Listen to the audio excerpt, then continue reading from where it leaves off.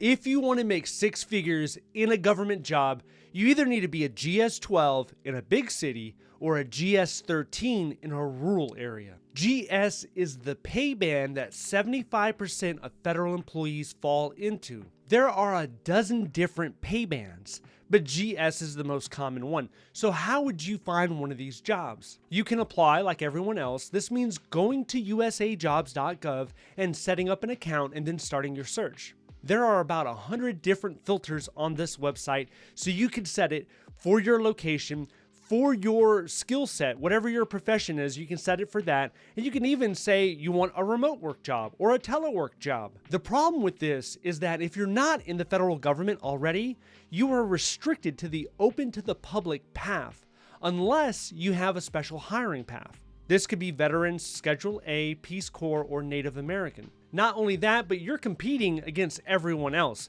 A lot of people look at USAJobs.gov as a black hole, so you toss your resume in there and you never hear back. So what are some of the other ways that you can actually get a government job? Well, you could go to hiring fairs. This is both in person and virtually. So why would you go to one of these? The main reason is to meet somebody, to meet a human resource specialist. Sometimes you can meet a hiring manager. There are some hiring events where they give job offers on the spot. And I actually attended one in the DC area. I met a coordinator. It was a veteran coordinator. I didn't benefit from this relationship directly, but I was able to leverage it to help one of my friends. One of my friends was looking for a GS-11 position around the area, and because of this connection that I made, they were able to communicate through email. That opened up the job for him. He's actually still working in that job today. So given the choice, I'd rather go to an in-person event, but not everybody can do that. So for the virtual hiring events, look on USAJobs.gov. Towards the bottom, they have an event button where you can click it and you can find these events. But if you don't want to do that, I tell you what, I'll email you instead. I'll email you once a week and I'll give you the federal hiring events so that you can register, you can attend and participate. If you're interested in that, sign up to my free newsletter down below. The next way is if you know someone. You hear this all the time. You have to know somebody. But what does that even mean? Well, you have to understand that not all the jobs are on USAJobs.gov. There is something called the accepted service. And for those jobs, they do not have to be on USAJobs.gov. In fact, there's three different types of services. You have the competitive service, the accepted service, and the senior executive service. With the accepted service, not only does it not need to be advertised on USAJobs.gov, but it can tie into some of the special hiring paths like veterans or Schedule A.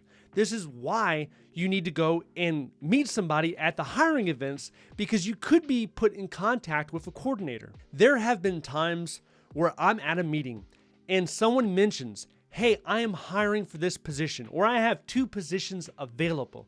Does anyone know anybody who has the right skills for this job? If you do, send me your resume. Email me your resume after this meeting. So it is still important on who you know. What type of networking are you doing? Because there are other ways that you can get government jobs.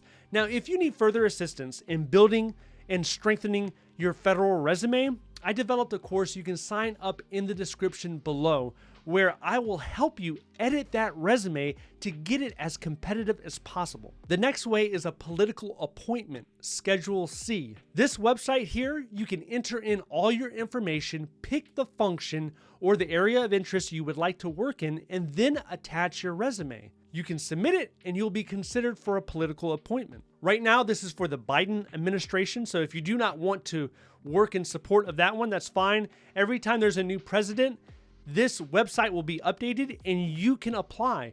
You don't have to be an SES. A lot of people, when they think political appointment, they think SES. There are lower grades in there. You could be a GS-12, a GS-13, something like that, and still be a political appointed. There is also a section where you can click your political affiliation. All right, the next way is by the direct hire authority. This streamlines the hiring process. A lot of the preference eligibles, they will not be able to bump you off. This is because the preference is not used in direct hire, but you have to have the right skills. An easy way to look for these opportunities is to type in direct hire in the search bar in USAJobs.gov and then scroll down and look for the jobs that line up with your experience. Make sure you have the right job series checked before you run your search. And if you don't know what job series you should be looking at, let's say you have administrative skills.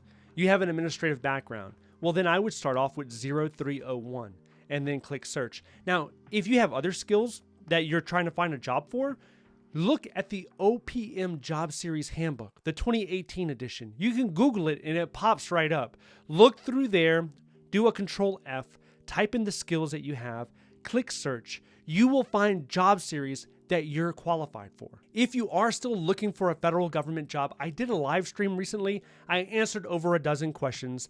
A lot of these questions, they could be on your mind about USAJobs.gov, about the federal hiring process, government jobs, things like that. If you're interested in that, I want you to watch this video next. If you would like to see more videos like this, please click like and subscribe. Thank you so much for watching, and I'll see you in the next one.